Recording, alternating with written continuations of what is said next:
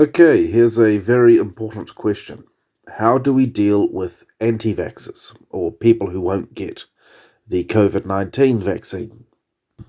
Well, if you grab them, pin them down, and inject that stuff into them, then you're effectively claiming ownership over their bodies. If you're going to do that, then don't dare call yourself a free society, because you're not. You're also not a free society if you inject people with this vaccine by making them an offer that they can't refuse, like losing a job that they simply cannot afford to lose.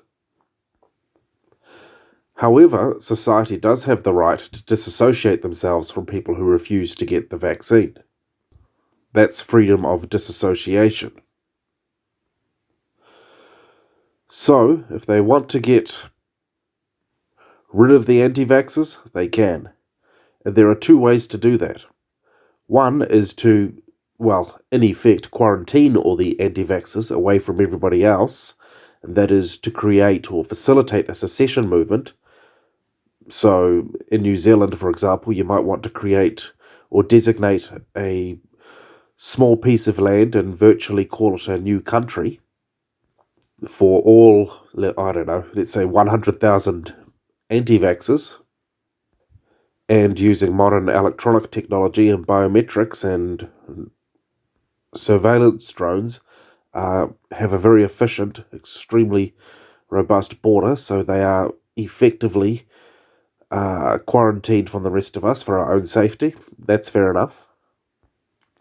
Or, more efficiently and more quickly, you can assist them to become political refugees and help them to move to countries where vaccination is not compulsory, directly or indirectly, such as Brazil or Sweden. They should have that opportunity. But again, when you effectively pin someone down and act as though you own their body and inject them with this material, you have become a brand new CCP, so to speak. That is not a free society. That's a evil society. And note to finish that this assertion has absolutely nothing to do with the question of whether or not it is right or wrong to get a vaccination. That is entirely secondary. It is simply what right we have to deal with people who disagree with us and don't want the vaccine. Whether or not those people are right or wrong, again, is entirely secondary. But to conclude, we do have the right to disassociate from these people, but we do not have the right to force vaccinate them, because that is tyrannical. Thank you.